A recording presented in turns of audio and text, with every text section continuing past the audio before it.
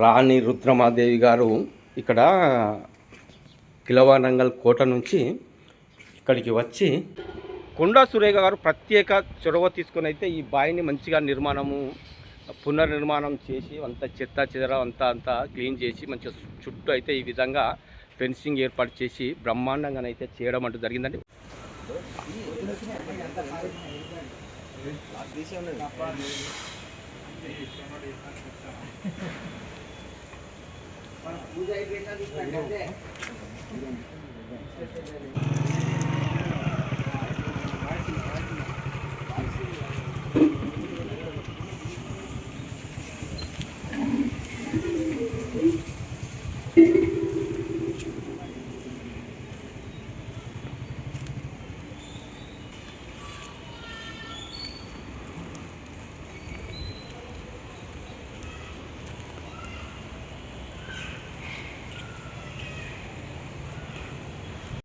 Hi అండి, ఈరోజు మనము కాకతీయులు పరిపాలించిన కాలం నాటి రుద్రమాదేవి గారు వచ్చి ఇక్కడ స్నానం ఆచరించి అక్కడ 1000 స్తంభాల గుడికి అలాగే భద్రకాళి టెంపుల్కి పోయి పూజలు చేసుకొని మళ్ళీ యథాతథంగా ఎటువంటి బయట ప్రపంచానికి కనబడకుండా సొరంగం ద్వారా వచ్చి ఇక్కడ స్నానం ఆచరించి ఎక్కడైతే కిలవరంగల్ కోట ఉందో కిలవరంగల్ కోట నుంచి అక్కడ భూగర్భం నుంచి వెళ్ళి సొరంగం నుంచి వెళ్ళి వచ్చి ఇక్కడ స్నానం ఆచరించి ఇక్కడి నుంచి మళ్ళీ 1000 స్తంభాల గుడికి అలాగే భద్రకాళి టెంపుల్కు వెళ్ళి పూజలు చేసుకొని మళ్ళీ యథాతథంగా కిలవరంగల్ కోటకు వెళ్ళేవారు అనేది మనకు చారిత్ర ప్రకారంగా మనకు తెలుస్తున్న విషయం అండి. అయితే ఈ గత కొద్ది రోజుల నుంచి వెళ్ళి మన వరంగల్ మంత్రివర్యులు దేవాదాయ ధర్మాదాయ శాఖ మంత్రి అయినటువంటి కొండా సురేఖ గారు దీని మీద ఒక ప్రత్యేకమైన చర్య తీసుకొని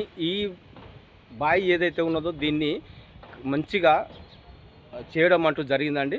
ప్రజలకు అందుబాటులోకి తీసుకురావడానికి చాలా కృషి చేశారు కొండా సురేఖ గారు. అయితే అదివరకు చెత్త తుప్పతోటి మొత్తం నిర్మానుష్యంగా అసలు వచ్చే విధంగానైతే ఉండకుండా ఉండేది. ఇక్కడ ఆకతాయిలు కూడా చాలామంది ఇక్కడనే అంత మందు అది అదంతా ఆగమాగం ఉండేది. దీన్ని ఎవరు పట్టించుకోలేదు. ఒకసారి మనము కిందికి వెళ్దాము. ఓకే, వావ్, బ్రహ్మాండంగా చేసిందండి, సూపర్.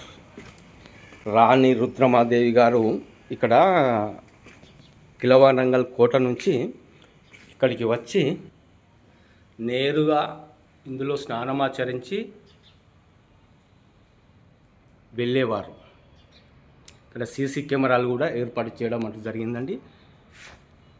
చాలా బ్రహ్మాండంగా దీన్నైతే పునర్నిర్మాణం చేశారు. అదివరకు చాలా ఇబ్బందికరంగా ఉండేది.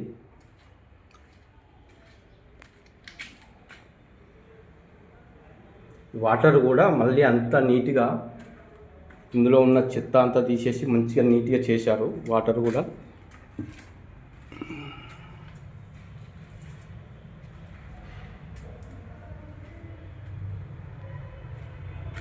ఇది అండి.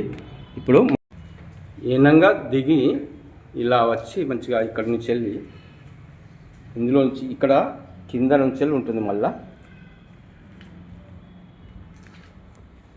ఇలా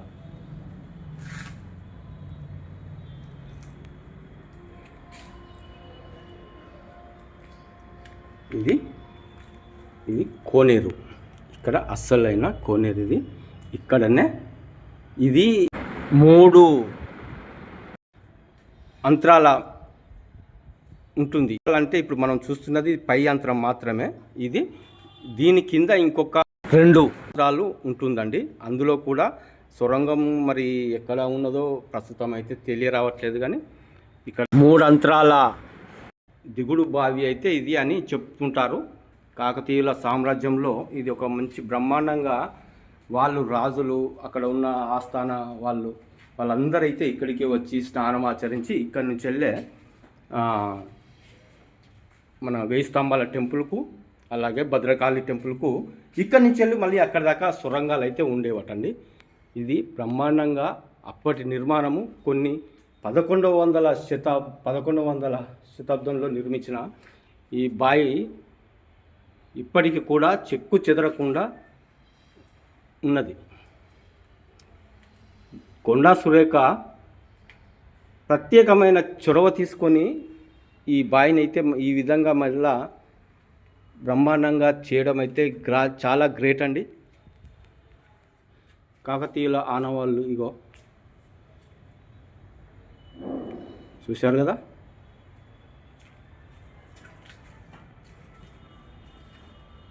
సరే చుట్టూ తిరుగుదాం. ప్రతి చోట సీసీ కెమెరాలు అయితే ఏర్పాటు చేయడం అయిందండి. ఎందుకంటే చాలా ఆకతాయిలు ఉన్నారు.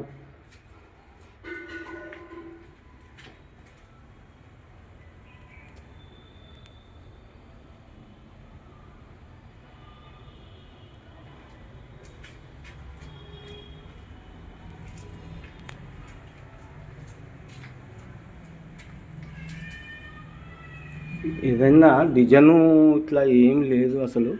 మామూలుగా చూపిస్తాను నేను ఒకటి. మన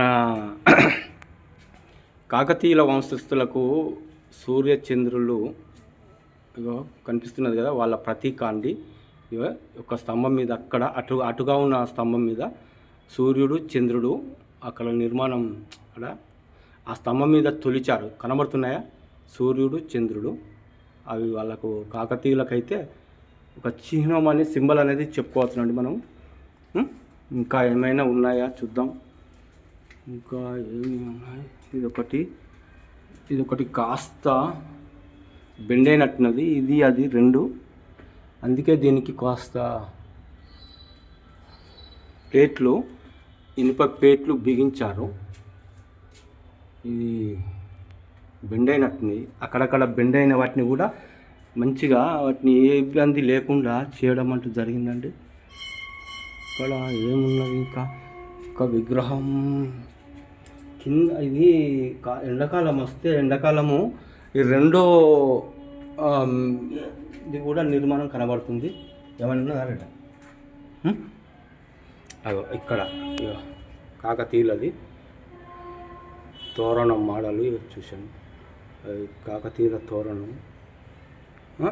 అక్కడ గల్మ ఉండనా లేకుంటే అట్లా ఉంటుందా? మనకు పూర్తిగా వర్షాకాలం కాబట్టి పూర్తిగా నీటితో నిండి ఉన్నది కాబట్టి మనకు కింద ఉండేది మనకు కనబడతలేదు. కింద కూడా బ్రహ్మాండంగా ఉంటుందండి.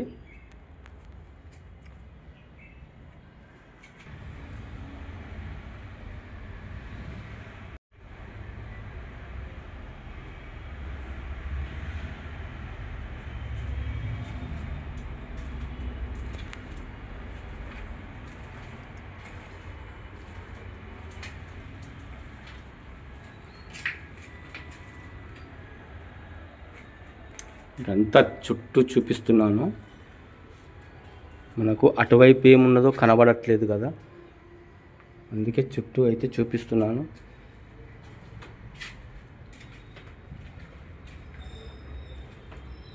ఇటు నుంచి చూస్తే అటు పిల్లర్లకు ఏమున్నది అనేది మనకు కనబడుతుంది.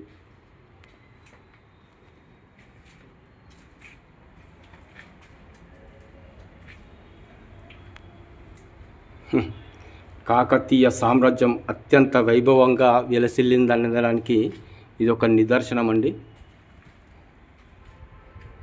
కిందికి వెళ్ళడానికి లేదు ఎక్కడ, ఎందుకంటే ఇబ్బందికరంగా ఉంటుందని ఇక్కడ ఎటువంటి లోపలికి వెళ్ళడానికి అవకాశం లేకుండానైతే ఉన్నది. ఎందుకంటే పిల్లలు ఉంటారు, పెద్దలు ఉంటారు, ముసలి వాళ్ళు ఉంటారు.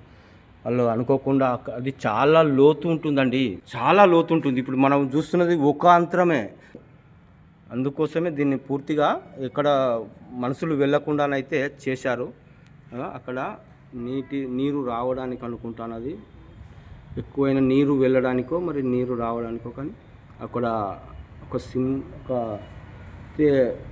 చూపించారు కదా అక్కడ. అలాగే అక్కడ రెండు అక్కడ చూపించారు. అది అంటే అది వాటరు వచ్చేదా మరి అనేది తెలియదు. కానీ ఇక్కడ మరి సొరంగం ఎక్కడున్నది అనేది అయితే మనకు తెలియదు. కానీ ఇక్కడికి అంటే అది ఆల్రెడీ మూసుకపోయింది. నిన్నటి రోజునే కొండా సురేఖ గారు ఇక్కడ ప్రారంభోత్సవం అయితే జరపడం అంటే జరిగిందండి. బ్రహ్మాండంగా ఇలాంటి కొన్ని దశాబ్దాలుగా ఇది అలాగే పడి ఉన్నది.